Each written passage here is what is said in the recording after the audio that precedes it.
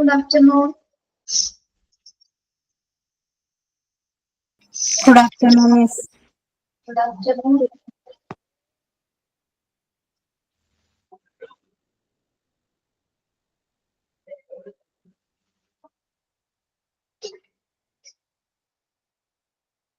Good afternoon, Miss. Good afternoon. Good afternoon, Miss. Good afternoon. Good afternoon, Miss. Good afternoon.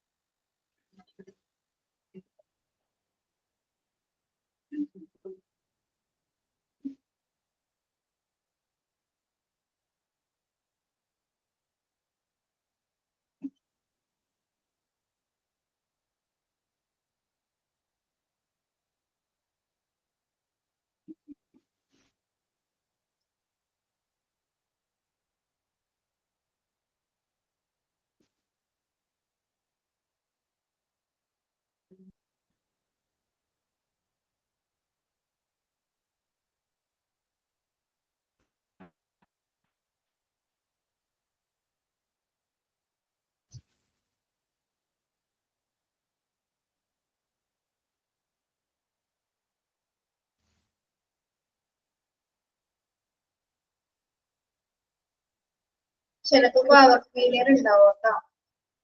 Current ഇല്ല ഇവിടെ.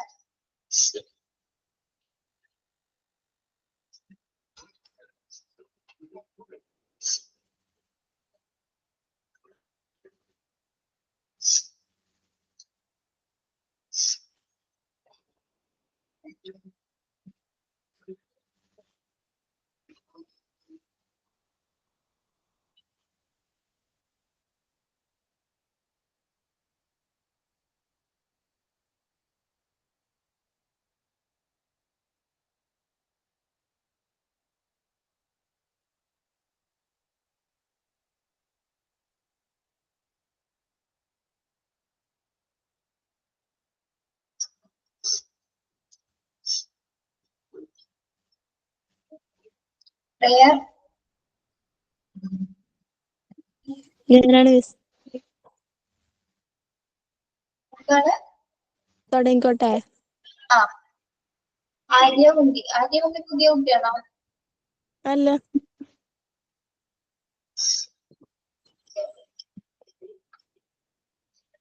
കാണാതെ ലോകങ്ങൾ കാക്കുന്ന ദേവാ, കാരുണ്യ സിന്ധോ നമിക്കുന്നു ഞങ്ങൾ. കാണായ ലോകങ്ങൾ കാക്കുന്ന ദേവാ, കാരുണ്യ സിന്ധോ നമിക്കുന്നു ഞങ്ങൾ. ഒരണിന്റെ പൂക്കൾ പാദതാരിൽ കാണിക്ക വെച്ചു നമിക്കുന്നു ഞങ്ങൾ. ലോകാസമസ്ത സുഖിനോ ഭവന്തു. ഈ മന്ത്രമീ ലോകമെങ്ങും മുഴങ്ങാം. വിജ്ഞാനമേകും നിറകതിർത്തൂകാൻ കാരുണ്യ സിന്ധു നമിക്കുന്നു ഞങ്ങൾ. കാണായ ലോകങ്ങൾ കാക്കുന്ന ദേവാ, കാരുണ്യ സിന്ധോ നമിക്കുന്നു ഞങ്ങൾ. Thank you miss. തൊട്ടപ്പിലെ ഞാൻ മാം. Good afternoon. Do not be afraid of making mistakes. Learn from them and grow. തെറ്റുകൾ വരുത്തുമെന്ന് ഭയപ്പെടരുത്, അവയിൽ നിന്ന് പഠിക്കുകയും വളരുകയും ചെയ്യുക. Thank you. Signing ഞാനാണ് മാം. Good afternoon all. I am Srilakshmi. Today I am going to signing with a short story. The story name is The Power of Respect. Once there was a young girl named Maya who lived in a small town. Maya believed in the power of give respect, take respect. She treated everyone she met with kindness and respect, regardless regardless of their age or background. One day, Maya encountered a grumpy old man who was always rude to others. Instead of bitching with anger, Maya continued to treat him with respect and kindness. Gradually, the old man's behavior started to change. He realized the impact of Maya's respectful attitude and began treating others with kindness as well. This story reminds us that respect can have a transformative effect on people's lives. Keep spreading kindness and respect. Thank you. Okay.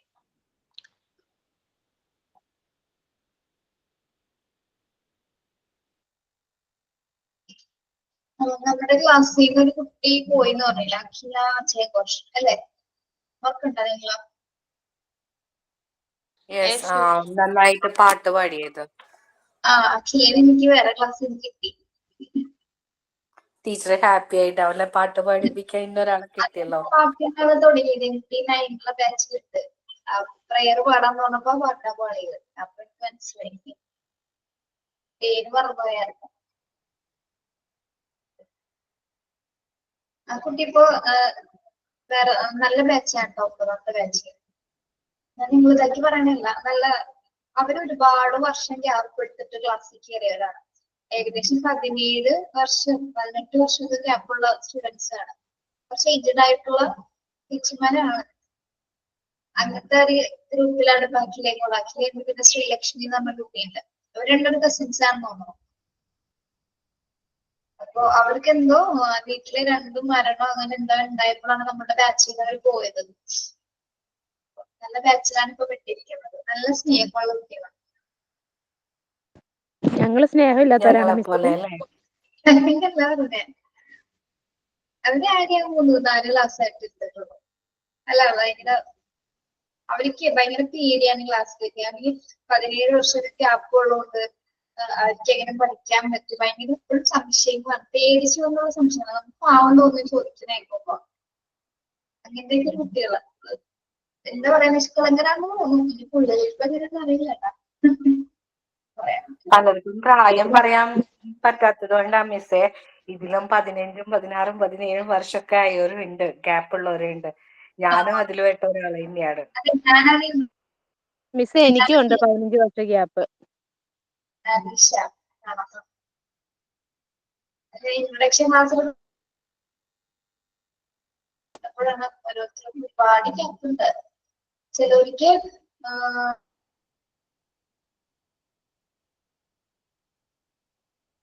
കല്യാണം കഴിച്ചു കൊടുത്തു, അവർക്ക് കുട്ടികളായി, എന്നിട്ടും join ചെയ്തിട്ടുണ്ട്.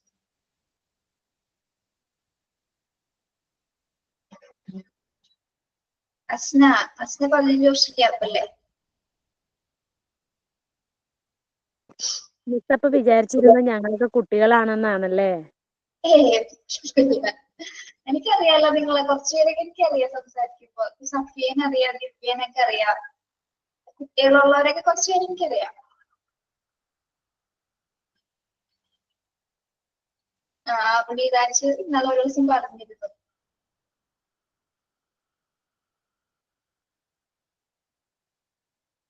ജിഷയുടെ marriage കഴിഞ്ഞാണോ? ബിനുവാണോ? നിഷയാണോ ജിഷയാണോ?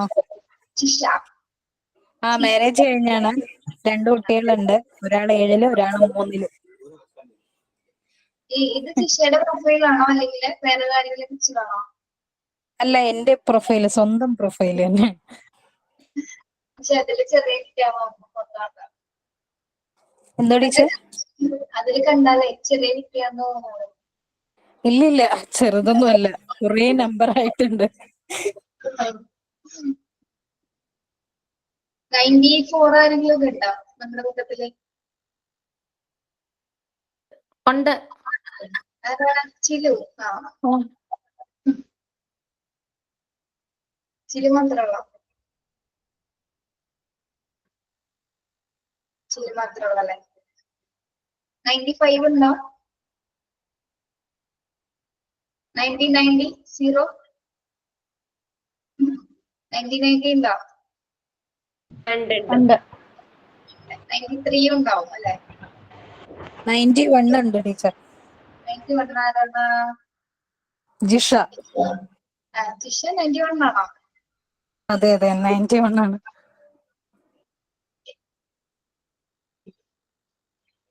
97 ആരാണ്? റഷീദ. ഷിനി. എല്ലാവരും 90s ആണല്ലേ? നമ്മള് 90s പറ്റി ഇപ്പൊ ഭയങ്കര റീൽസ് ഒക്കെ വരുന്നു. നമുക്ക് എന്തോ ഭയങ്കര പ്രായമായ പോലെയാണ് റീൽസിൽ കാണിക്കുന്നത്. കണ്ടിരുന്നോ നിങ്ങള്? അതെ മിസ്സേ, കണ്ടിരുന്നു. അപ്പൊ അത് ഭയങ്കര ബുദ്ധിമുട്ട് തോന്നിയിട്ടുണ്ട്. എനിക്ക് വിഷമം തോന്നിയിട്ടുണ്ട്. അപ്പോഴാണ് നമുക്ക് മനസ്സിലായത് നമ്മ പ്രായമായിരുന്നു.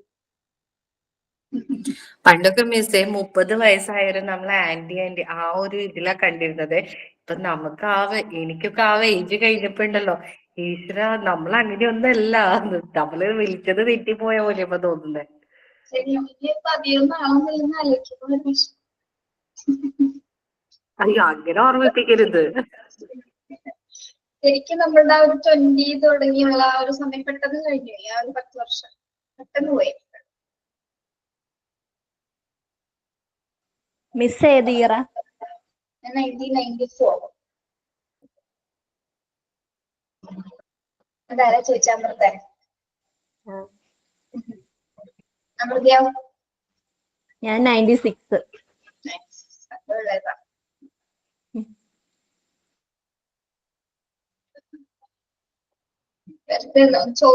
ഇങ്ങനെ ചോദിച്ചെന്താന്നറിയോ?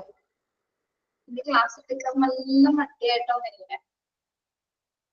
നല്ല മടിയെന്ന് വെച്ചാ നല്ല മടി. എനിക്കൊന്നും കാര്യങ്ങളൊന്നും ഉണ്ടായിരുന്നില്ല. നോക്കാൻ സമയം കിട്ടിയില്ല. അങ്ങനെയൊക്കെ ആയിട്ട് പിന്നെ കുറെ ആക്ടിവിറ്റീസ് ഒക്കെ എഴുതാനും കുറച്ച് പേപ്പറൊക്കെ റെഡി ആക്കുന്നുണ്ട്. അപ്പൊ അങ്ങനെയൊക്കെ കുറെ സമയം പോയി. അങ്ങനെയാണ് പെട്ടെന്ന് ഒരു 1:30 ആയത്. പിന്നെ വരാതിരിക്കാൻ പറ്റില്ലല്ലോ. അല്ലെങ്കിൽ ഒന്ന് പറഞ്ഞൂടല്ലേ ക്ലാസ് എടുത്തു കഴിഞ്ഞിട്ട്. അപ്പൊ നിങ്ങളെങ്ങനെ എന്തെങ്കിലും ആക്ടിവിറ്റീസ് ഒക്കെ ചെയ്യിപ്പിക്കുന്നു പറഞ്ഞിട്ടാണ് എന്നെ വിട്ടത്. പക്ഷെ നമുക്ക് ഈ ഒരു കുറച്ച് ഭാഗമല്ലേ തീരാനുള്ളത്. അതെ. എസ്റ്റിമേറ്റ്സ് മാത്രമേ പറയാനുള്ളൂ അല്ലെ? എടുക്കട്ടെ.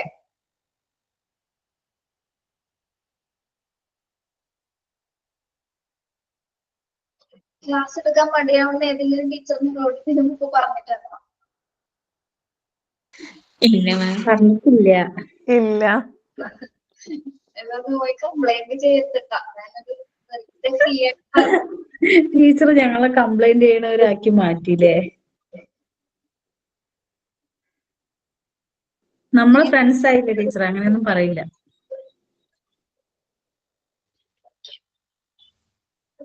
നോക്കാം. എസ്റ്റിമേറ്റ്സ് നോക്കാം.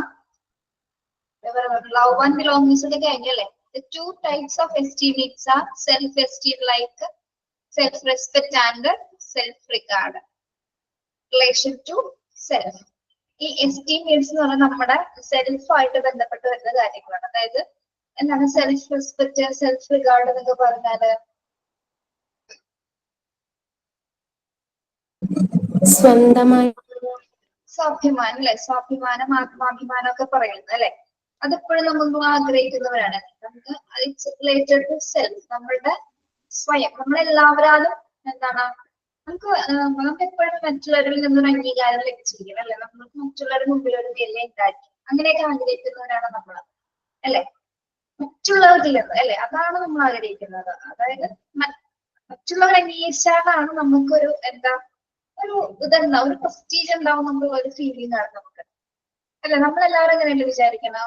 എന്നെ ഒന്നും അങ്ങനെ ഒന്നും കണ്ടിട്ടില്ല. ഇപ്പൊ ഒരു കല്യാണത്തിന് പോകുമ്പോ നല്ല ഡ്രസ്സൊക്കെ ഇട്ട് പോകണം, എന്നാലും എന്നെ അവരൊന്ന് നോക്കുള്ളൂ. അങ്ങനെയൊക്കെ ഒരു മൈൻഡ് നമ്മളിൽ എല്ലാവരിലും ഉണ്ടാവും അല്ലെ? അല്ലെങ്കിൽ ഇപ്പൊ എക്സാം എഴുതുന്ന സമയത്ത് എനിക്ക് നല്ല മാർക്ക് ഉണ്ടായിരിക്കണം, ടീച്ചർ നോക്കുമ്പോൾ എനിക്ക് നന്നായിട്ട് എഴുന്നേറ്റ് നിൽക്കണം, ഏറ്റവും കൂടിയ മാർക്ക് കിട്ടിയ കുട്ടിയെന്ന് എനിക്ക് എഴുന്നേറ്റ് നിൽക്കണം. അങ്ങനെയൊക്കെ മറ്റുള്ളവരാൽ അംഗീകരിക്കണം എന്ന് ആഗ്രഹിക്കുന്നവരാണ് നമ്മളെല്ലാവരും. ഓക്കെ, അല്ലാതെ ആരെയും നമുക്കൊരു മോശമായ ഒരു സ്ഥിതി, ഒരു മോശമായ ഒരു പൊസിഷനിൽ നിൽക്കാൻ നമ്മൾ ആരും തന്നെ ആഗ്രഹിക്കുന്നില്ല. ആത്മാഭിമാനത്തോടുകൂടി കാര്യം കൊടുത്ത് നിൽക്കാനാണ് എല്ലാവരും ആഗ്രഹിക്കുന്നത്. Okay, then there are needs pertaining to respect from others such as മറ്റുള്ളവരിൽ നിന്ന് നമുക്ക് എന്തൊക്കെ കാര്യങ്ങളാണ് ആഗ്രഹിക്കുന്നത്? എന്തൊക്കെയാണ്? Reputation, status, success and fame. എന്താണ് റെപ്യൂട്ടേഷൻ? റെപ്യൂട്ടേഷൻ എന്താണ്?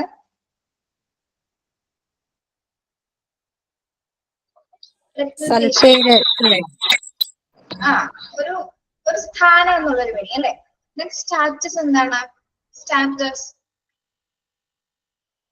അഭിമാനം. അഭിമാനമാണ്. നമുക്കൊരു നിലവാരം എന്നൊക്കെ പറയാം അല്ലെ. എനിക്കൊരു ഇന്ന സ്റ്റാൻഡേർഡിലാണ് എന്നുള്ളൊരു ആത്മാവസായം തോന്നുന്ന ഒരു ഇതാണ്. സക്സസ് എന്താണ്? Success and fame. വിജയം. വിജയം പ്രശസ്തിയൊക്കെ ആഗ്രഹിക്കുന്ന റെപ്യൂട്ടേഷൻ, സ്റ്റാറ്റസ്. മറ്റുള്ളവരുടെ എന്താണ് അവർക്ക് മുന്നിൽ ഒരു സ്ഥാനം ഉണ്ടായിരിക്കണം, നമുക്ക് എന്നും ഒരു ഫെയിം ഉണ്ടായിരിക്കണം. നമ്മള് എന്താണ് എല്ലാത്തിലും ഒരു മുൻപന്തി എന്നുള്ളൊരിത്. ഓക്കെ, അങ്ങനെയാണ് മറ്റുള്ളവരിൽ നിന്ന് നമ്മൾ ആഗ്രഹിക്കുന്ന കാര്യങ്ങളാണ് reputation, status, success and fame. Okay, അതിലേക്ക് എങ്ങനെ എത്തുന്നു എന്നല്ല നമ്മള് പക്ഷെ ആഗ്രഹിക്കുന്നത് അത് നമ്മളിൽ നിന്നും മറ്റുള്ളവരിൽ നിന്നും നമുക്കത് കിട്ടണം എന്നാണ് നമ്മൾ ആഗ്രഹിക്കുന്നത്. കാരണം സെൽഫ് എസ്റ്റീമിന്റെ ആ ഒരു ഭാഗം എന്ന് പറയുന്നത്. The need for status and prestige is present in every individual. അല്ലെ, നമ്മളെല്ലാവരും ആഗ്രഹിക്കുന്ന എന്താണ്? നമുക്ക് നല്ലൊരു പ്രസ്റ്റീജ് ഉണ്ടായിരിക്കണം, നല്ല സ്റ്റാറ്റസ്, നല്ലൊരു സ്റ്റാറ്റസിലായിരിക്കണം ജീവിക്കണം, നല്ല ഫെയിമോടെ നമ്മൾ ജീവിക്കണം എന്നാണ് എല്ലാവരും ആഗ്രഹിക്കുന്നത്. ഓരോ ഇൻഡിവിജ്വൽസ് അങ്ങനെയാണ് അല്ലെ. Another type of esteem needs is a feeling superior to others. ഇനി എസ്റ്റീം നീഡിലെ അതർ ഫീലിംഗ് എന്ന് പറയുന്നത് എന്താണ്? അടുത്തൊരു ആവശ്യമാണ് എന്ത്? Feeling superior to others. Feeling superior to others എന്ന് പറഞ്ഞാൽ എന്താണ്? മറ്റുള്ളവരാൽ ബഹുമാനിക്കപ്പെടണം അല്ലെ. എല്ലാവരും അത് തന്നെയാണല്ലോ വരുന്നത്. മറ്റുള്ളവരാൽ ബഹുമാനിക്കപ്പെടണം, മറ്റുള്ളവരിൽ നിന്ന് നമ്മൾ ശ്രേഷ്ഠമായിട്ട് എന്താണ് നമുക്കൊരു അംഗീകാരം എല്ലാവരും കിട്ടണം എന്നുള്ളൊരു ആഗ്രഹമാണ് സെൽഫ് എസ്റ്റീമിലൂടെ നമ്മൾ മനസ്സിലാക്കേണ്ടത്. Okay, failure to satisfy the needs can generate personality disturbance. അപ്പൊ നമ്മള് എന്താണ് ഇതിൽ പരാജയപ്പെടുകയാണെങ്കിൽ, അതായത് നമ്മുടെ ആവശ്യങ്ങളൊക്കെ നിറവേറ്റാൻ കഴിയാതെ നമ്മൾ പരാജയപ്പെട്ടു പോവുകയാണെങ്കിൽ നമ്മൾക്ക് എന്താ ബുദ്ധിമുട്ടാ ഫീൽ ചെയ്യുന്നത്? പേഴ്സണാലിറ്റി ഡിസ്റ്റർബൻസ് ഉണ്ടാവും. എന്താണ് പേഴ്സണാലിറ്റി ഡിസ്റ്റർബൻസ് എന്ന് പറഞ്ഞാൽ? പേഴ്സണാലിറ്റി ഡിസ്റ്റർബൻസ് മാനസിക പിരിമുറുക്കാണോ മനസ്സിലായി? അതാരാ പറഞ്ഞ? അപകർഷതയായിരിക്കും. അപകർഷതാബോധം അല്ലെ. ഇത് നമ്മളുടെ ആവശ്യങ്ങൾ നിറവേറ്റാൻ നമുക്ക് സാധിക്കുന്നില്ല, നമ്മൾ സാറ്റിസ്ഫൈഡ് ആയിട്ടിരിക്കുമോ? ഇല്ല അല്ലെ. നമ്മൾക്ക് പേഴ്സണലി എന്തുണ്ടായിരിക്കും? ബുദ്ധിമുട്ടുകൾ ഫീൽ ചെയ്യും അല്ലെ. ഓക്കെ, അപ്പൊ നമ്മൾ ആഗ്രഹിക്കുന്ന കാര്യങ്ങളിൽ സാറ്റിസ്ഫൈ ചെയ്യാൻ പറ്റാതെ വരുന്ന സമയത്ത്, അതിൽ ഫെയിലിയർ ആവുന്ന സമയത്താണ് നമ്മൾ എന്ത് രൂപപ്പെടുന്നത്? പേഴ്സണാലിറ്റി ഡിസ്റ്റർബൻസ് രൂപപ്പെടുന്നത്. Okay, the teacher's attitude towards students should always be one of encouragement and appreciation. എന്താ പറയുന്നത്? The teacher's attitudes towards students should always be one of encouragement and appreciation. അധ്യാപകർക്ക് ഏത് രീതിയിലുള്ള ആറ്റിറ്റ്യൂഡ് ആയിരിക്കണം കുട്ടികളോട് കാണിക്കേണ്ടത്?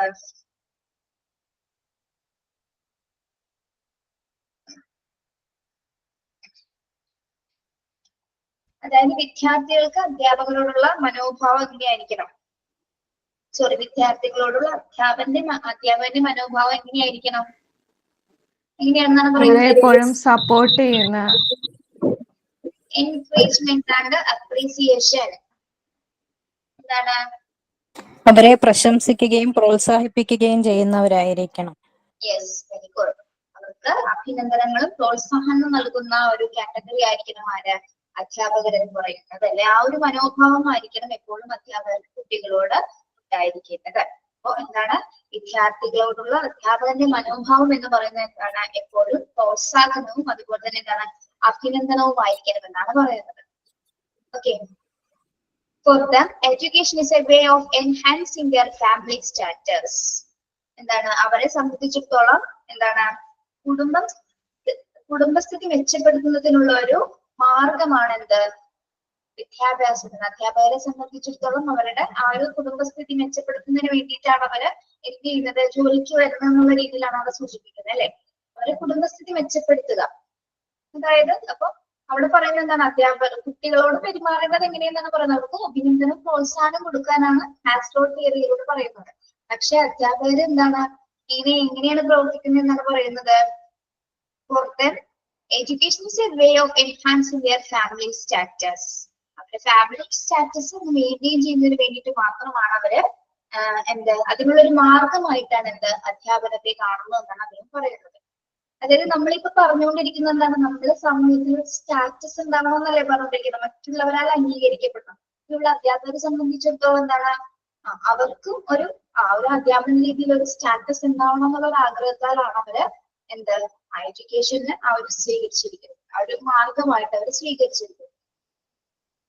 Maslow believed that enough gratification of the esteem need lessons the dominating force in a person's life. Maslow believed that enough gratification, എന്താണ് enough gratification എന്ന് പറയുന്നത്? സംതൃപ്തി അല്ലെ? സംതൃപ്തി. മാസ്ലോവിനെ സംബന്ധിച്ചിടത്തോളം എന്താണ് അദ്ദേഹം പറയുന്നത്? ഒരാളുടെ പേഴ്സണൽ ലൈഫിനെ ഡോമിനേറ്റ് ചെയ്യുന്ന ഫോഴ്സ് എന്ന് പറയുന്നത് എന്താണ്? അദ്ദേഹം ആഗ്രഹിക്കുന്നത് അല്ലെങ്കിൽ അവർ ആഗ്രഹിക്കുന്നത് നമ്മൾക്ക് കിട്ടുന്ന അംഗീകാരത്തിൽ നിന്നാണ് നമുക്ക് എന്തുണ്ടാവുന്നത്? നമ്മുടെ പേഴ്സണൽ ലൈഫിൽ ഒരു ഫോഴ്സ് ലഭിക്കുന്നത്. നമുക്ക് സംതൃപ്തി ഉണ്ടാവും അല്ലെ? നമുക്ക് അംഗീകാരം കിട്ടുന്ന സമയത്താണ് നമുക്ക് എന്തുണ്ടാവുന്നത്? സാറ്റിസ്ഫാക്ഷൻ അഥവാ ഗ്രാറ്റിഫിക്കേഷൻ ഉണ്ടാവുന്നത്, സംതൃപ്തി ഉണ്ടാവുന്നത്. നമ്മളെ ആരും അംഗീകരിക്കുന്നില്ല, നമ്മളെ ആരും മൈൻഡ് ചെയ്യുന്നില്ല, നമുക്ക് റെസ്പെക്ട് ഇല്ല, പ്രസ്റ്റീജ് ഇല്ല, കറേജ് ഇല്ല, റെപ്യൂട്ടേഷൻ തരുന്നില്ല, സ്റ്റാറ്റസ് ഇല്ല. അങ്ങനെയാണ് നമ്മൾ പോകുന്നതിൽ എന്താണ് നമ്മൾക്ക് ആദ്യം പറഞ്ഞ പേഴ്സണാലിറ്റി ഡിസ്റ്റർബൻസ് ഉണ്ടായിരിക്കും അല്ലെ? നമ്മൾക്ക് മറ്റുള്ളവരാൽ നമ്മൾ ആരും അംഗീകരിക്കുന്നില്ല, നമുക്ക് യാതൊരു വിലയും നിലയില്ല. അങ്ങനത്തെ ഒരു അവസ്ഥ ഒന്ന് ആലോചിച്ച് എന്തായിരിക്കും?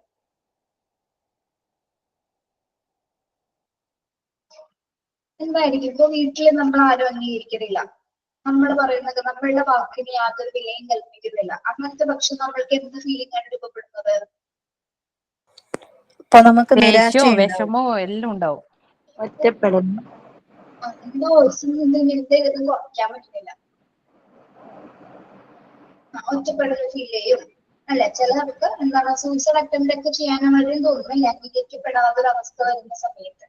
ഓക്കെ, അത് വളരെയധികം ബുദ്ധിമുട്ടുള്ള ഒരു പ്രശ്നം തന്നെയാണ്. ഓക്കെ, അത് എല്ലാവരുടെയും പേഴ്സണൽ ലൈഫിനെയാണ് അത് ബാധിക്കുന്നത്. This make him move in the direction of self-actualization.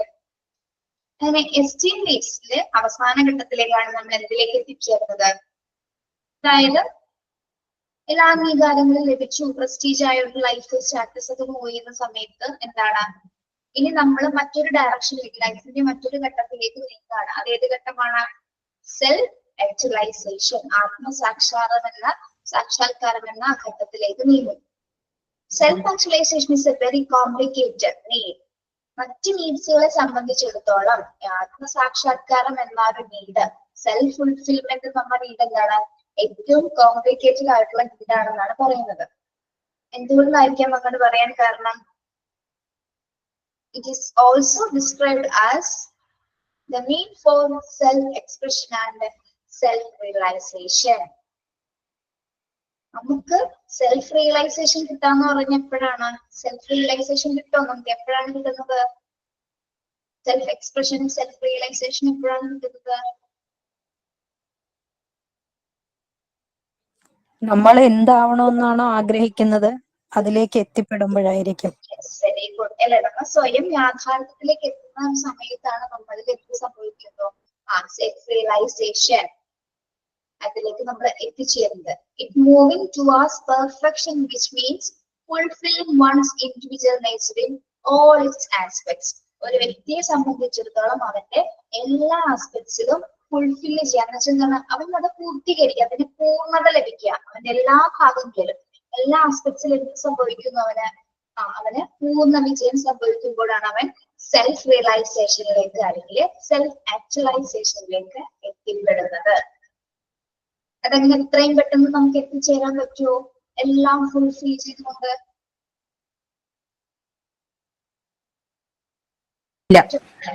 ഇല്ല. അതുകൊണ്ടാണ് അതിന് എന്ത് പറയുന്നത്? നമ്മൾ കോംപ്ലിക്കേറ്റഡ് നീഡ് എന്ന് പറയുന്നത്. മാസ്ലോ പറയുന്നത് ഏറ്റവും ഡിഫിക്കൽട്ട് ആയിട്ടുള്ള, ഏറ്റവും കഠിനമായിട്ടുള്ള ഒരു ആവശ്യമാണ് എല്ലാവരും സെൽഫ് റിയലൈസേഷൻ, സെൽഫ് ആക്ച്വലൈസേഷൻ എന്ന ഒരു പ്രോസസ്സിലേക്ക് എത്തിച്ചേരുക എന്ന് പറയുന്നത്. ഓക്കെ, നമ്മൾ ഇനി എന്തോരം ഘട്ടങ്ങൾ കിടക്കാനുണ്ട് അല്ലെ? ഓരോ നീഡ്സും കംപ്ലീറ്റ് ചെയ്ത് നമുക്ക് ആവശ്യങ്ങൾ ഒരിക്കലും തീരുന്നില്ല. നമ്മൾ മനസ്സിലാക്കുക, അദ്ദേഹം പറയുന്നതിന്റെ കാര്യം എന്താണ്? നമ്മളുടെ ഒരാവശ്യവും ഒരിക്കലും തീരുന്നില്ല. നമ്മൾക്ക് ഒരു ആവശ്യം തീരുമ്പോൾ അടുത്ത ആവശ്യം രൂപപ്പെടുന്നു. അങ്ങനെ പോയി അതെല്ലാം ഫുൾഫിൽ ചെയ്തതിനു ശേഷം ലാസ്റ്റ് അവിടെ എത്തിപ്പെടുന്നതിൽ എന്താണ് ഒരുപാട് കടമ്പകൾ കിടക്കേണ്ടി വരും. ഓക്കെ, അപ്പൊ അതുകൊണ്ട് തന്നെയാണ് അതിനെ ഒരു കോംപ്ലിക്കേറ്റഡ് നീഡ് അല്ലെങ്കിൽ ഒരു ഡിഫിക്കൽട്ട് ആയിട്ടുള്ള നീഡ് എന്ന് അദ്ദേഹം വിശേഷിപ്പിക്കുന്നത്. Okay, every individual is prone to think that there is something for which he is best suited. The need for self-actualization should be adjusted to the people's total environment, his capabilities, capacities, and opportunities for self-expression. Every individual is prone to think that there is something for which he is best suited. എല്ലാ ഇൻഡിവിജ്വൽസും ചിന്തിക്കുന്നത് എന്താണ്? അവർ ഏറ്റവും best ആയിട്ടുള്ള കാര്യമാണ് suit ചെയ്തത് അല്ലെ, അല്ലെങ്കിൽ സ്വീകരിച്ചത്. അവരെ സ്യൂട്ട് ചെയ്യാന്ന് പറയില്ല നമ്മള്. എനിക്ക് ഇഷ്ടപ്പെട്ടത് ഞാൻ ചൂസ് ചെയ്തു അല്ലെങ്കിൽ സെലക്ട് ചെയ്തു എന്നൊക്കെ പറയൂലേ. അപ്പൊ ബെസ്റ്റ് ആണ് ഞാൻ സ്യൂട്ട് ചെയ്തത്, എന്റെ ആവശ്യത്തിൽ ഏറ്റവും ബെസ്റ്റ് ആണ് ഞാൻ സ്യൂട്ട് ചെയ്തതെന്നാണ് ഓരോ വ്യക്തികളും ചിന്തിക്കേണ്ടത്. Okay, the need for self-actualization should get adjusted to people to total environment.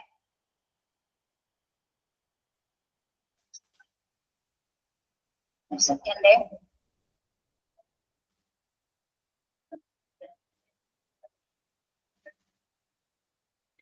The need for self-actualization should be adjusted to the people's total environment. എന്താണ്?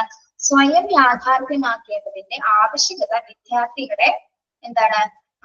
അതായത് അവന്റെ ചുറ്റുപാടിൽ നിന്ന് മാത്രമായിരിക്കും അല്ലെ, ആ ചുറ്റുപാടിൽ മാത്രമാണ് അവന് എന്തുണ്ടാവാൻ സാധിക്കുന്നത്? സെൽഫ് ആക്ച്വലൈസേഷൻ എത്താനായിട്ട് അല്ലെങ്കിൽ ആ ഒരു എൻവയോൺമെന്റ് അഡ്ജസ്റ്റ് ചെയ്ത് പോകുമ്പോൾ മാത്രമേ അല്ലെ നമ്മളെല്ലാം കെട്ടിപ്പടുക്കുക എന്നുള്ളൊരു ചിന്താഗതി പോയി കഴിഞ്ഞാൽ നമുക്കൊന്നും നേടാൻ സാധിക്കില്ല. എവിടെയെങ്കിലും പ്രത്യേകിച്ച് നമ്മുടെ ചുറ്റുപാടിൽ ഒരു അഡ്ജസ്റ്റ്മെന്റ് ഒക്കെ നടത്തിയാണ് പോകുന്നതെങ്കിൽ എന്താണ് നമുക്ക് ആ ഒരു ആക്ച്വലൈസേഷൻ എന്ന ഒരു നീഡിലേക്ക് എത്തിച്ചേരാനായിട്ട് ഒരുവിധമെങ്കിലും സാധിക്കുന്നതായിരിക്കും. എന്തൊക്കെ ഉപയോഗിച്ചുകൊണ്ട്? capacities, opportunities for self expression. നമ്മുടെ ഓരോ ഇൻഡിവിജ്വലിന്റെ കപ്പാസിറ്റീസും അതുപോലെ തന്നെ അവസരങ്ങളൊക്കെ പ്രയോജനപ്പെടുത്തിക്കൊണ്ട് മാത്രം അല്ലെങ്കിൽ എൻവയോൺമെന്റുമായിട്ട് അഡ്ജസ്റ്റ് ചെയ്തുകൊണ്ട് നമുക്ക് എന്താണ് ആത്മസാക്ഷാത്കാരത്തിലേക്ക് എത്തിച്ചേരാനായിട്ട് സാധിക്കും. Okay, praise and recognition in the area of school work make the school work pleasant and the pupils show advancement in their skills. The words of Radhakrishnan, for the thinking minds to blossom, for arts and science to flourish, the first necessary condition is a well-settled society, provided with security and leisure. Sometimes high expectations of parents and teachers provide a stimulant to high performance. Okay, praise and recognition.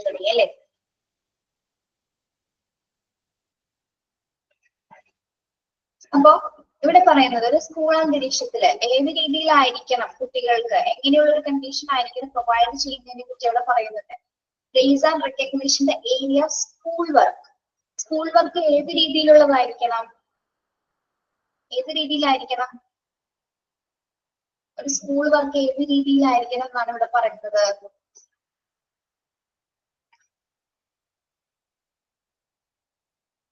Pleasant ആയിട്ടായിരിക്കണം എന്താ ആ school world, അതായത് school അന്തരീക്ഷം കുട്ടികൾക്ക് എത്രയും പ്രയോജനമാകുന്ന രീതിയിൽ അല്ലെങ്കിൽ അവർക്ക് ആഗ്രഹങ്ങളൊക്കെ സഫലമാക്കുന്ന രീതിയിലായിരിക്കണം ആ ഒരു സ്കൂൾ കോമ്പൗണ്ട് അല്ലെങ്കിൽ ആ സ്കൂളിന്റെ ചുറ്റുപാട് തയ്യാറാക്കേണ്ടത്. Show advancement in their skills. അതുപോലെ തന്നെ എന്താണ് കുട്ടികൾക്ക് അങ്ങനെ ഒരു ചുറ്റുപാട് ഉണ്ടാവുന്ന സമയത്ത് എന്താണ് അവരുടെ സ്കിൽസ് ഒക്കെ ഡെവലപ്പ് ചെയ്യാനായിട്ട് കൂടുതൽ എന്താണ് ഹെൽപ്പ് ചെയ്യുന്നതായിരിക്കും. ഓക്കെ, ഇപ്പൊ സ്കൂൾ അന്തരീക്ഷം എങ്ങനെയുള്ളതായിരിക്കണം എന്നാണ് പറയുന്നത്. അതായത് സ്കൂൾ പ്രവർത്തന മേഖല എന്ന് പറയുന്നത് ഏറ്റവും പ്ലസന്റ് ആയിട്ടുള്ള സിറ്റുവേഷൻ ആയിരിക്കണം കുട്ടികൾക്ക് പ്രൊവൈഡ് ചെയ്യുന്നത്.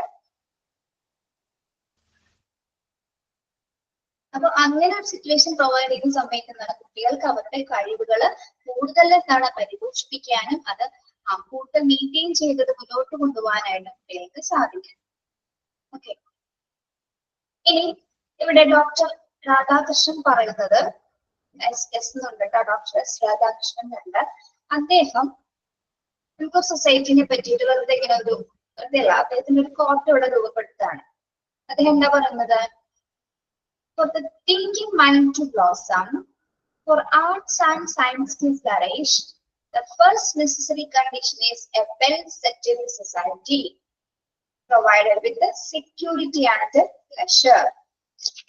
ഡോക്ടർ രാധാകൃഷ്ണൻ എന്താണ് പറയുന്നത്? അദ്ദേഹം എന്താ പറയുന്നത്? For thinking mind to blossom. എന്താണ് Jisha for thinking mind to blossom എന്ന് പറഞ്ഞ?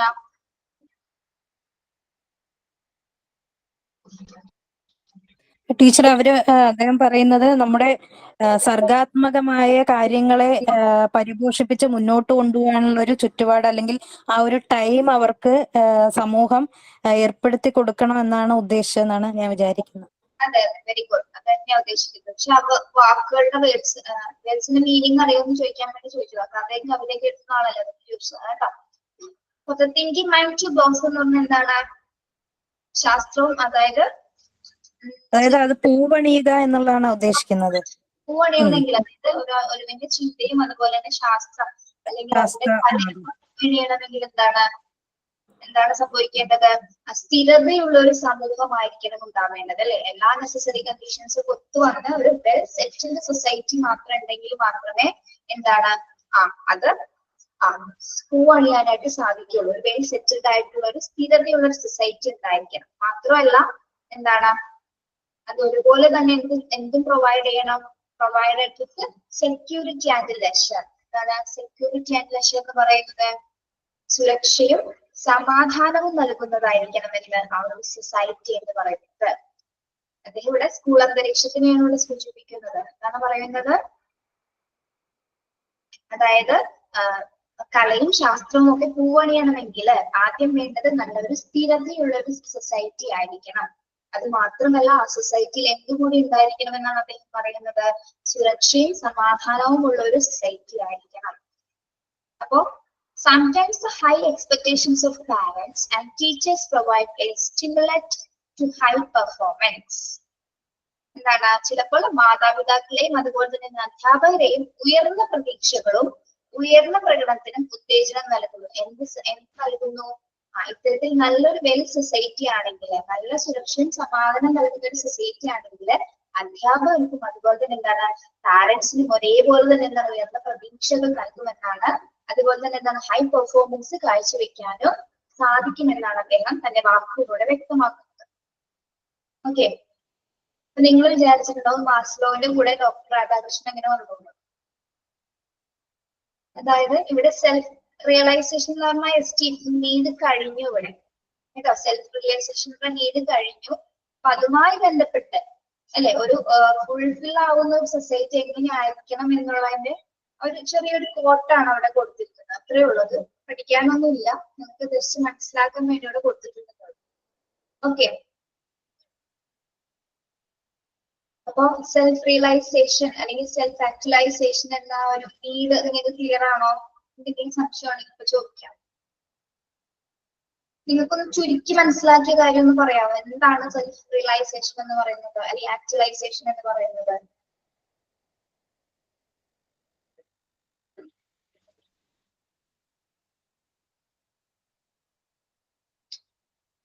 ദിവ്യ എന്ന് പറയാമോ?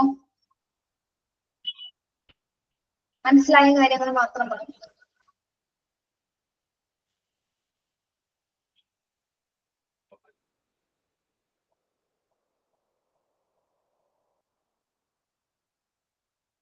സഫിയ സുബൈർ,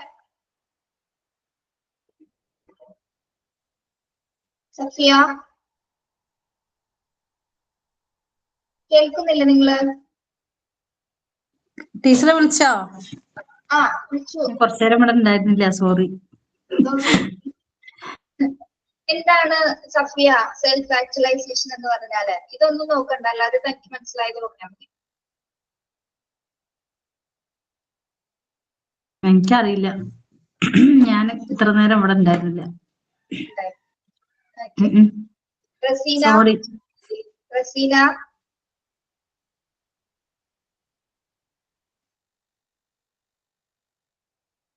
നിങ്ങൾ പഴയതൊന്നും മറന്നിട്ടില്ലല്ലേ? അപ്പൊ നമ്മള് പണ്ട് സ്കൂളിൽ നമ്മളിങ്ങനെ കുറെ സംസാരിക്കുകയൊക്കെ ചെയ്യും. പഠിപ്പിക്കുന്ന സമയത്ത് വർത്താനം പറയും. ക്വസ്റ്റ്യൻ ചോദിച്ചു കഴിഞ്ഞാൽ പിന്നെ ആരും പിടിക്കില്ല. മിസ്സേ, ഞാൻ ഇത്ര നേരം ക്ലാസ്സിൽ ഉണ്ടായിരുന്നില്ല. ഞാൻ പക്ഷെ പറഞ്ഞോട്ടെ, സെൽഫ് ആക്ച്വലൈസേഷൻ പറഞ്ഞു വെച്ചാൽ നമുക്ക് നമ്മളെ തന്നെ ഫുള്ള് മനസ്സിലാക്കുന്ന ഒരു സ്റ്റേജ് ആണോ? നമ്മളുടെ അതാണ്. എല്ലാ ആസ്പെക്ട്സിലും നമ്മുടെ ആവശ്യങ്ങള് അതായത് നമ്മുടെ ഫുൾ എനർജിയൊക്കെ ഒരു എന്താ പറയാ, പ്രത്യേകമായിട്ടുള്ള ഒരു സ്ഥലത്ത് നമ്മൾ കാണിക്കുക. സെൽഫ് ആക്ച്വലൈസേഷൻ അങ്ങനെയാണോ? ലാസ്റ്റ് സ്റ്റേജിൽ നമ്മുടെ എല്ലാ ആവശ്യങ്ങളും കഴിഞ്ഞിട്ട് ലാസ്റ്റ് ഒരു അവസാനം നമുക്ക് എന്താ പറയാ, പ്രായമൊക്കെ ആവുമ്പോൾ നമ്മുടെ എല്ലാ ആഗ്രഹങ്ങളും അവസാനിച്ചിട്ട് ലാസ്റ്റുള്ള ഒരു ആഗ്രഹം കൂടി അവസാനിപ്പിക്കുമല്ലോ. ആ ഒരു എന്നിട്ട് സ്വയം സംതൃപ്തി ആകില്ലേ? ആ ഒരു സ്റ്റേജ് ആണോ? സ്റ്റേജ് എന്റെ കൃത്യ ഒരു പോയിന്റ് നോക്കിയേ. It is moving toward perfection, which means fulfilling one's individual nature in all its aspects. അതായത് ഒരു ഇൻഡിവിജ്വലിന്റെ എല്ലാ ആസ്പെക്ട്സിലും എന്ത് കൈവരിക്കുന്നു? അത് ഫുൾഫിൽ ചെയ്യുന്നത്, പൂർണ്ണത കൈവരിക്കുന്ന സമയത്താണ് നമ്മൾ എന്ത് സംഭവിക്കുന്നത്? സെൽഫ് ആക്ച്വലൈസേഷൻ അഥവാ ആത്മസാക്ഷാത്കാരം ഉണ്ടാവുന്നത്. ഓക്കെ. ഇനി എസ്റ്റീം നീഡ് എന്ന് പറയുമ്പോൾ എന്തായിരിക്കും? എസ്റ്റീം നീഡിൽ എന്താണ് നമ്മളുടെ ആവശ്യം? ഏറ്റവും ആവശ്യം എന്താണ് എസ്റ്റീം നീഡില്? മറ്റുള്ളവരാൽ അംഗീകരിക്കപ്പെടുന്നത്, അല്ലെ? നമ്മൾക്ക് സമൂഹത്തിൽ ഒരു നിലയും വിലയും, അതായത് സ്റ്റാറ്റസ് ഉണ്ടായിരിക്കണം, റെപ്യൂട്ടേഷൻ ഉണ്ടായിരിക്കണം, സക്സസ്, ഇതൊക്കെയാണ് നമ്മൾ ആഗ്രഹിക്കുന്നത്. അതായത് മറ്റുള്ളവരുടെ മുമ്പിൽ നമ്മൾ വളരെ ശ്രേഷ്ഠരായിരിക്കണം, അവരാൽ അംഗീകരിക്കപ്പെടുന്ന എന്താണ് എസ്റ്റീം നീഡിൽ നമ്മൾ മനസ്സിലാക്കേണ്ടത്, അല്ലെ? എസ്റ്റീം നീഡിൽ ആകെ ആവശ്യം എന്ന് പറഞ്ഞാൽ പ്രധാനമായും എന്താണ്? മറ്റുള്ളവരാൽ നമ്മൾ അംഗീകരിക്കപ്പെടുന്നതാണെന്നാണ് എസ്റ്റീം നീഡ് കൊണ്ട് ഉദ്ദേശിക്കുന്നത്. ലവ് ആൻഡ് ബിലോങ്നെസ് നീഡ് എന്ന് പറഞ്ഞാൽ എന്താണ്? Love and belongingness need, love and belongingness, love, caring, അതായത് മറ്റുള്ളവരെ സ്നേഹിക്കാനും സ്നേഹിക്കപ്പെടാനുള്ള ഒരു ആവശ്യം, അല്ലെ? മറ്റുള്ളവരാൾ നമുക്കൊരാളെ സ്നേഹിക്കാനും അവരാൾ നമ്മൾ സ്നേഹിക്കപ്പെടാനും ആഗ്രഹിക്കുന്നവരാണ്. ആ ഒരു സ്നേഹവും കരുതലും ഒക്കെ അത് നമ്മളുടെ ഏറ്റവും പ്രധാനപ്പെട്ട ഒരു ആവശ്യത്തിലൊന്നും തന്നെയാണ്. Okay, yes. പിന്നെ അതിന് തൊട്ട് മുന്നിൽ ആവശ്യമുള്ള എന്തായിരുന്നു? അതിന് തൊട്ട് മുന്നിലുള്ള ഒരു ആവശ്യം എന്തായിരുന്നു? ലവ് ആൻഡ് ബിലോങ്നെസിന് മുന്നിലുള്ള ആവശ്യം ഏതായിരുന്നു? ഗ്രോത്ത്, നീഡ് ഫോർ സെക്യൂരിറ്റി, അല്ലെ? സുരക്ഷയും സുരക്ഷിതത്വവും ഉള്ള ഒരു ആവശ്യം, അതിന് നീഡ്. ഓക്കെ, അത് നമുക്ക് എന്താണ് ഏറ്റവും പ്രധാനപ്പെട്ട ഒന്ന് തന്നെയാണ്. Then physiological needs. എന്തൊക്കെയാണ് ഫിസിയോളജിക്കൽ നീഡ്സ് എന്ന് പറഞ്ഞത്? ഭൗതികപരമായിട്ടുള്ള ആവശ്യങ്ങൾ എന്തൊക്കെയാണ് നമ്മളുടെ ഏറ്റവും പ്രധാനപ്പെട്ടത്? ഫുഡ്,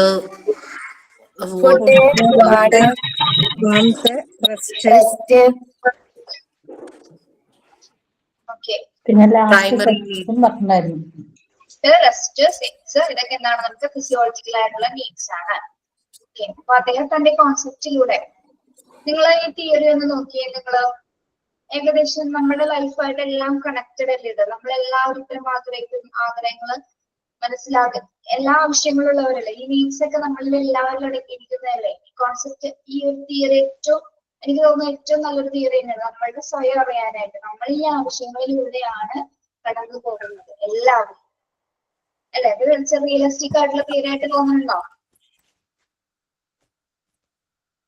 റിയൽ തന്നെയാണ്. ഇതുവരെ പഠിച്ച തിയറീസിൽ എനിക്ക് തോന്നുന്നു ഏറ്റവും ലൈഫിൽ ഇത് റിയൽ ആയിട്ട് തോന്നുന്നുണ്ട്. ചില തിയറികളൊന്നും നമുക്ക് അക്സെപ്റ്റ് ചെയ്യാൻ പറ്റില്ല. അതേത് തിയറിയാണ് സഫിയ? അക്സെപ്റ്റ് കോഗ്നിറ്റീവ് തിയറീസ് ആണോ?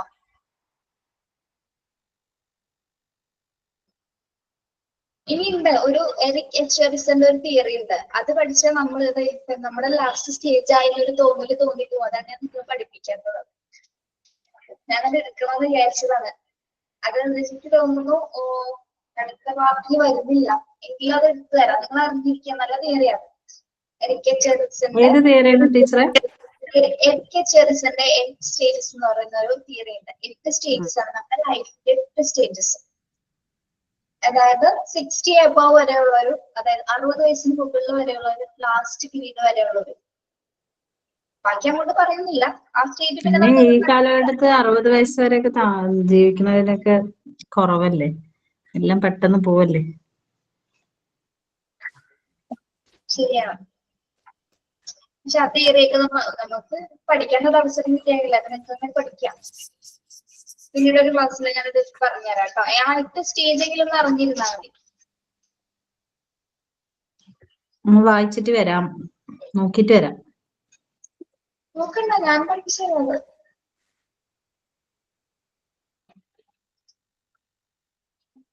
ഓക്കെ, ഇനി ഇതിന്റെ ക്വസ്റ്റ്യൻസ് ഇടണോ അല്ലെ? ഡിഫറൻസ് മെക്കാനിസം ഒക്കെ കിട്ടിയായിരുന്നോ നിങ്ങൾക്ക്?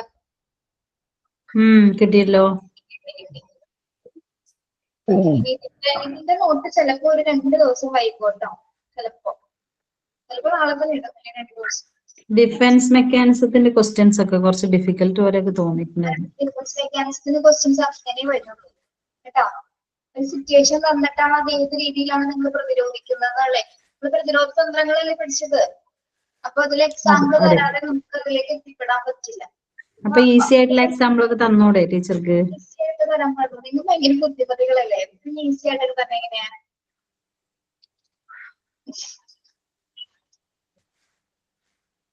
നമുക്ക് ഏതാ എടുക്കാനുള്ളത്? ലാംഗ്വേജ് ഡെവലപ്മെന്റും സൈക്കോളജിയും അല്ലെ?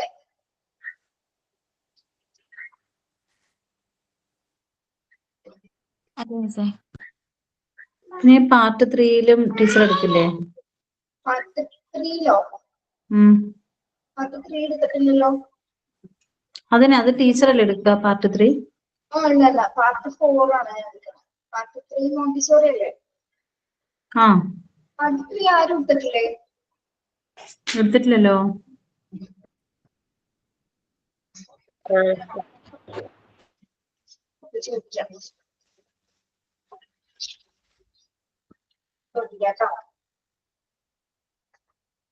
കയ്യിൽ ടെക്സ്റ്റ് ബുക്ക് ഉണ്ടോ?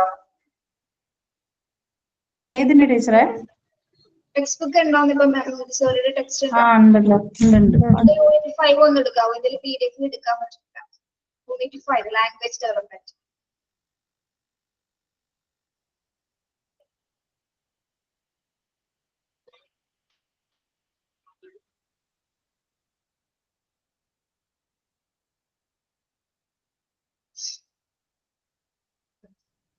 എല്ലാവരുടെയും ടെസ്റ്റ് അവൈലബിൾ ആണോ? ഇല്ല, ഇല്ലാത്തവരുണ്ടോ? PDF എടുത്ത് വെച്ചിട്ടുണ്ട്, പ്രിന്റ്. ഇൻഡിവിജ്വൽ ഡിഫറൻസിന്റെ ക്വസ്റ്റ്യൻസ് ഇട്ടിട്ടുണ്ടായിരുന്നല്ലോ, അതും കിട്ടിയില്ലേ? ഇൻഡിവിജ്വൽ ഡിഫറൻസസും സൈക്കോളജിയും എഡ്യൂക്കേഷൻ സൈക്കോളജിയും ഒരുമിച്ചാണ് ക്വസ്റ്റ്യൻസ് അയച്ചത്. ചെക്ക് ചെയ്യണം കേട്ടോ. പിന്നെ ഓരോ പാർട്ട് കഴിയുന്തോറും നമ്മളിലേക്കുള്ള ആ ഒരു ദൂരം കുറഞ്ഞുകൊണ്ടിരിക്കുകയാണ് അല്ലെ? അല്ല, ക്ലാസ് തീരാറായിക്കൊണ്ടിരിക്കുക ഓരോ പാർട്ട് തീരുമ്പോ. എവിടെയെങ്കിലൊക്കെ വെച്ച് കാണാം. എനിക്ക് മനസ്സിലാവില്ല, പക്ഷെ ചിലരുടെ പ്രൊഫൈൽ പിക്ചർ വെച്ച് ഞാൻ ഐഡന്റിഫൈ ചെയ്യും. അല്ലാതെ നിങ്ങൾക്ക് മനസ്സിലായാൽ എന്നെ വന്ന് വിളിക്കണം കേട്ടോ. അതിന് മിസ്സിന്റെ നമ്പർ തന്നാൽ നമുക്ക് എപ്പോഴും കണ്ടൂടെ? അപ്രതീക്ഷിതമായിട്ട് കണ്ടുമുട്ടണം, അതാണ് ഏറ്റവും നല്ലത്. ടീച്ചർ എവിടേക്കാ പോവാന്നുള്ളത് പറഞ്ഞാൽ മതി. അപ്പൊ ഞങ്ങൾ അവിടെ വന്നിട്ട് അപ്രതീക്ഷിതമായിട്ട് കണ്ടുമുട്ടാം. ഞാൻ എല്ലായിടത്തും പോകുന്നു. എവിടെയെങ്കിലും പോകും. ഞാൻ ഒറ്റയ്ക്ക് പോവാറ്, കൂട്ടത്തിലും പോവാറ്. അതിനാണ് ഡ്രൈവിംഗ് പഠിക്കണമെന്ന് പറയുന്നത്. മനസ്സിലായ? അത് ഞാൻ സ്വയം മനസ്സിലാക്കിയ കാര്യമുണ്ട്. അല്ലെങ്കിൽ ആരെങ്കിലും കൂടെ പോകേണ്ടി വരും, അല്ലെങ്കിൽ അവര് വരുന്ന വരെ വെയിറ്റ് ചെയ്യണം, അല്ലെങ്കിൽ അവർക്ക് പോകാൻ നേരം വരെ നമ്മൾ വെയിറ്റ് ചെയ്യണം. ഇപ്പൊ സ്വന്തമായ വണ്ടി ഉണ്ടെങ്കിൽ എന്താണ്, നമുക്ക് ആരെയും നോക്കണ്ട, നമുക്ക് എവിടെ വേണമെങ്കിൽ പോവാം. സൂക്ഷിച്ചു പോകണം, അല്ലെങ്കിൽ ഇടയ്ക്ക് ടീച്ചർക്ക് കിട്ടിയ പോലെ പണിയൊക്കെ കിട്ടും. അത് പിന്നെ വണ്ടി ഓടിച്ചാൽ തൈര് വീഴുള്ളൂ, അത് വീണത് പഠിക്കുള്ളൂ. നമ്മൾ ചെറുപ്പത്തിൽ നടക്കുന്ന സമയത്ത് പ്രാവശ്യം വീണിട്ടാണ് എഴുന്നേറ്റത്. ടീച്ചർ ഏതൊക്കെ ലൈസൻസ് എടുത്തു? 2 വീലറും 4 വീലറും ഒക്കെ എടുത്താ? രണ്ടും എടുത്തു. എടുത്തു. ഓക്കെ. ഞാൻ പറയട്ടെ, എന്റെ ശരീരത്തിലെ എല്ലാ ഭാഗങ്ങളും ഒടിഞ്ഞിട്ടുണ്ട്. കയ്യ്, കാല്, 2 കൈ ഒടിഞ്ഞിട്ടുണ്ട്, 2 കാല് ഒടിഞ്ഞിട്ടുണ്ട്, തലയ്ക്ക് ഇഞ്ചറി വന്നിട്ടുണ്ട്. മൊത്തത്തിലെല്ലാം അത്രയും വികൃതിയായിരുന്നു അല്ലേ? അത്രയും വികൃതിയായിരുന്നു. സ്കൂട്ടർ ഓടിക്കാൻ പറ്റുമോ കൈക്ക് ഇതായിട്ട്? പിന്നെ എന്താ പ്രശ്നം? 2 ഓക്കെയാണ്. ഞാൻ സ്കൂട്ടർ ഓടിച്ച് ആക്സിഡന്റ് ആയി കൈ പ്ലേറ്റ് ഇട്ടേക്കുക. അത് സ്കൂട്ടർ ഓടിച്ചിട്ടല്ല. സ്കൂട്ടർ ഓടിച്ചിട്ട് എനിക്ക് പ്രാവശ്യം ഞാൻ വീണിട്ടുള്ളൂ. അത് ഞാൻ ഷോൾഡറിന് വെച്ചിട്ട്. അല്ലാതെ ഇതൊക്കെ ഡിഗ്രി ടൈമില്, PG ടൈമില്, +2 ആ ടൈം എല്ലാ സ്കൂളിലും ഞാൻ കണ്ടിട്ടുണ്ട്. +2 പഠിച്ചു. ജോമോളായിരുന്നോ? ജോമോള് നിറത്തിലെ? ഞാൻ ജസ്റ്റ് വണ്ടി ഓടിക്കാറേ ഇല്ല. നിങ്ങളെല്ലാരും വണ്ടിയെ കുറിച്ച് പഠിക്കണോട്ടാ. സ്വയം പര്യാപ്തത കൈവരിക്കണം. നമുക്ക് സെൽഫ് റിയലൈസേഷനിലേക്ക് എത്തിച്ചേരണ്ടേ? ആകെ ഒരു ലൈഫല്ലേ, ഇതൊക്കെ ഇനി എപ്പോഴാ പഠിക്കണം? നിങ്ങളോട് ടെസ്റ്റ് ആൾക്കാരാ, നിങ്ങളോടല്ലേ ഞാൻ സാരി എടുക്കാൻ കൊടുക്കില്ല എന്ന് പറഞ്ഞത് ടീച്ചിങ് പ്രാക്ടീസിന് മുമ്പ്? ഇല്ല മിസ്, ഞാനും എടുക്കും. ഡ്രൈവിംഗ് പഠിക്കണം എന്ന് ആഗ്രഹമുണ്ട്. ഞാൻ പഠിക്കും. പഠിക്കണം, എന്തായാലും പഠിക്കും. സഫീദ് പഠിക്കും. ഞാൻ പഠിക്കും. പഠിച്ചിട്ട് സൂക്ഷിച്ച് ഓടിക്കണം. ഞാൻ സൂക്ഷിച്ച് ഓടിക്കാം. വണ്ടി ഇതുവരെ ഓടിക്കുന്നില്ല. ഞാൻ പഠിച്ചു.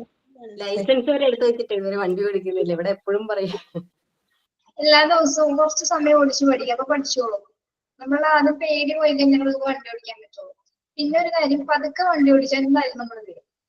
പതുക്കെ വണ്ടി ഓടിക്കരുത്. മാക്സിമം ഒരു സ്പീഡിൽ പോകാൻ നോക്കണം. പതുക്കെ വണ്ടി ഓടിക്കുമ്പോൾ നമുക്ക് ബാലൻസ് ഉറപ്പായിട്ട് തെറ്റും.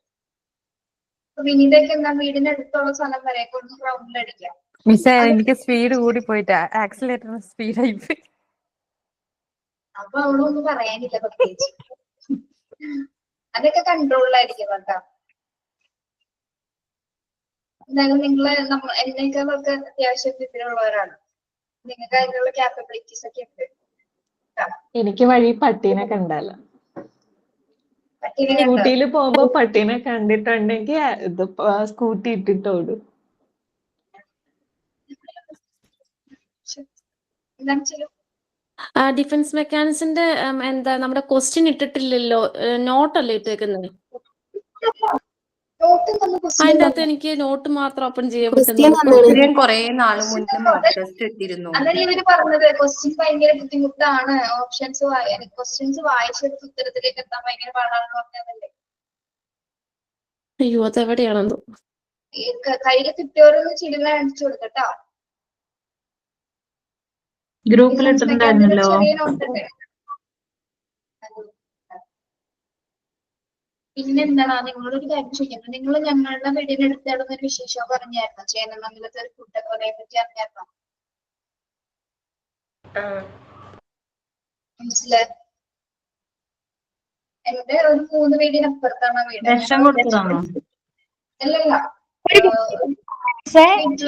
വീട്ടിലെ 3 പേരെ കുത്തിക്കൊന്നത് കണ്ടായിരുന്നോ? മിസ്സേ, ഞാനത് ഗ്രൂപ്പിൽ ഇട്ടായിരുന്നു. എല്ലാരും പേടിച്ച് ഡിലീറ്റ് ആക്കാൻ പറഞ്ഞു.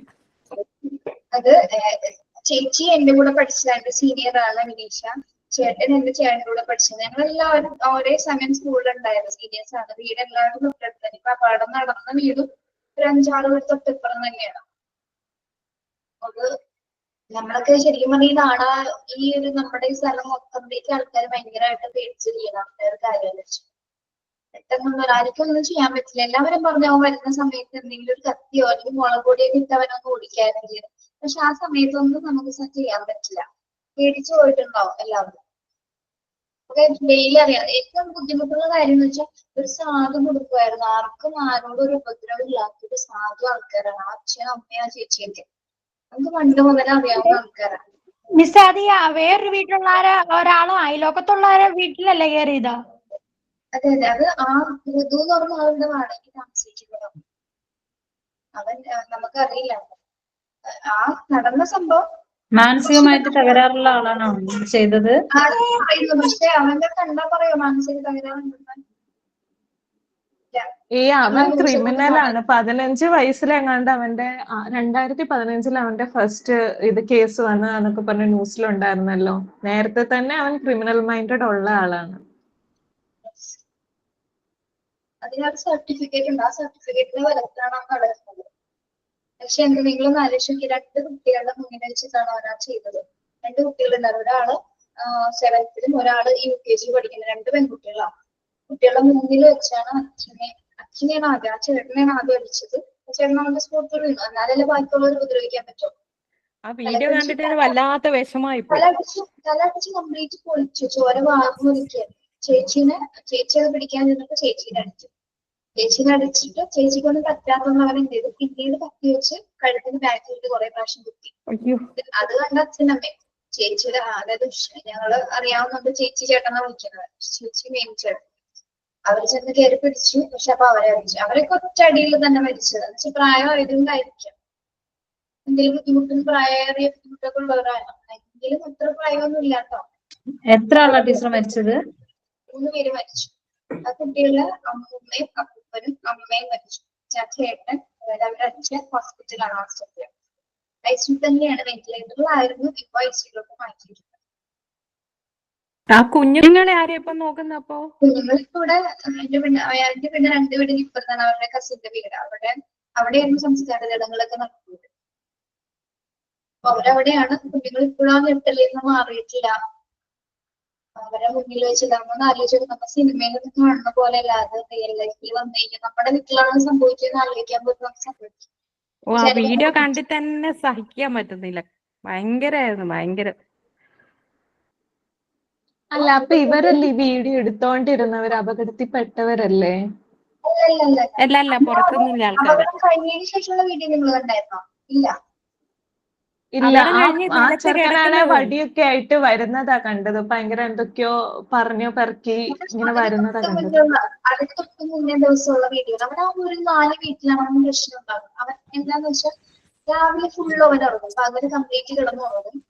രാത്രി ആവുമ്പോൾ എഴുന്നേറ്റ് ഓരോ വീടുകളിൽ പോയി തട്ടാൻ അങ്ങനെയൊക്കെ ചീത്ത പറയാം, അങ്ങനത്തെ പ്രശ്നങ്ങളാണ്. പിന്നെ ഈ പെൺപിള്ളേരെ അനാവശ്യമായ മോശം വാക്കുകളൊക്കെ പറയാം, അങ്ങനെയൊക്കെ ആയിരുന്നു. അപ്പൊ ഇവനെതിരെ കംപ്ലൈന്റ് കൊടുത്തിട്ട് ഫസ്റ്റ് തന്നെ അറസ്റ്റ് ചെയ്യേണ്ടതായിരുന്നു. കംപ്ലൈന്റ് കൊടുത്ത സമയത്താണ് മെന്റലി പ്രശ്നം ഉണ്ടെന്ന് പറഞ്ഞ സർട്ടിഫിക്കറ്റ് ഓൾറെഡി അവനുണ്ട്. അപ്പൊ അവനെ ഇറങ്ങിപ്പോകും. ഓക്കെ, അങ്ങനെ ഇറക്കാനുള്ള ആൾക്കാരൊക്കെ ഉണ്ട്. അതിനുള്ള പിടിപാടൊക്കെ ഉള്ള കിട്ടത്തില്ല. അപ്പൊ അതൊക്കെ ഇറങ്ങിപ്പോരും, പറഞ്ഞിട്ട് കാര്യമില്ല. പിന്നെ ഇപ്പൊ ഇന്നലെ ഞങ്ങളുടെ സംഭവം എന്ന് വെച്ചാൽ ഇവിടെ ഉള്ള നാട്ടുകാർ അവരുടെ വീട് പോയി ഇന്നലെ കംപ്ലീറ്റ് അടിച്ചു ഒടിച്ചു കളഞ്ഞു. പക്ഷെ ഒന്നും ബാക്കി വെച്ചിട്ടില്ല. ആകെ ഞാൻ വീടിന് പുതിയത് 2ാമത്തെ പണിയും വീട് അതേപോലെ ആക്കി കഴിഞ്ഞു. ഇന്ന് തെളിവെടുക്കാൻ കൊണ്ടുവന്നിട്ട് എടുക്കാൻ പറ്റാതെ തിരിച്ചു പോകാൻ ചെയ്തത്. കാരണം ആൾക്കാരെ കൈകിട്ട് എന്തായാലും അവന് തല്ലിക്കൊടുക്കും ആ ഒരു സിറ്റുവേഷൻ. അങ്ങനെയെങ്കിലും ചെയ്യണ്ടേ നമ്മള്? എന്തൊരു ദാരുണമായ കാര്യമാണ് ചെയ്തതെന്ന് പറയുന്നത്. എന്നിട്ട് IED ആണ്, മെന്റലി റിട്ടാർഡ് ആണെന്നുള്ള ഒരു സർട്ടിഫിക്കറ്റ്. അതൊക്കെ പറയുന്ന സർട്ടിഫിക്കറ്റാ. എന്നിട്ട് നിങ്ങൾക്കൊരു കാര്യം അറിയാമോ?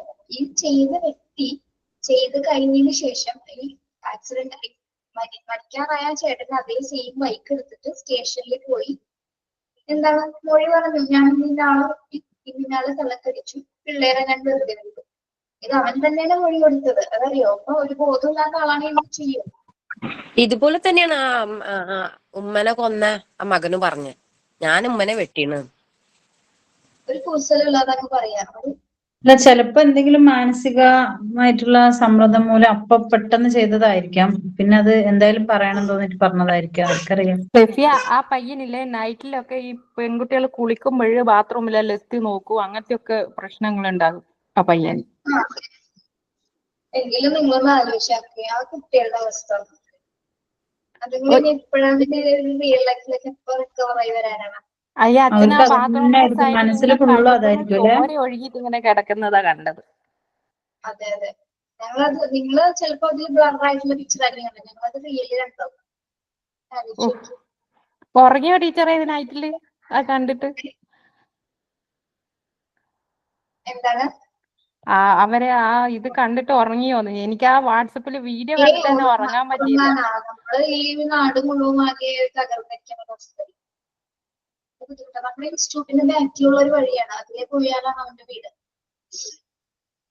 ഈ അയാളെ കണ്ടിട്ടുണ്ടോ ടീച്ചർ? പ്രതിനെ? ഇല്ല, ആള് ബാംഗ്ലൂർ അങ്ങനെ എന്തൊക്കെ വേസ്റ്റ് ആയിട്ട് വർക്ക് ചെയ്യും, അങ്ങനെ എന്തൊക്കെയാണ്. ആളും അറിയില്ല, ആരുമായിട്ട് ഇവിടെ കമ്പനി ഒന്നുമില്ല. ഇങ്ങനെയുള്ളവരൊക്കെ ആരാ കമ്പനി കൊടുത്താൽ അവന് പിടിപാടും പിൻബലവും ഒക്കെ ഉള്ളതുകൊണ്ട് അവൻ ഇങ്ങനെ എന്താണ് ഇത്ര ഒരു അവസ്ഥയായി. നല്ല ശിക്ഷ കൊടുക്കണം, വധശിക്ഷ കൊടുക്കണം എനിക്ക്. ഓക്കെ, ഞാൻ വിചാരിച്ചു നിങ്ങൾ ന്യൂസിൽ കണ്ടിട്ടുണ്ടാവും. കണ്ടിട്ടുണ്ട് മിസ്സേ. ഞാൻ കണ്ടിട്ടില്ല, അപ്പൊ പറഞ്ഞപ്പോഴാ അറിഞ്ഞത്.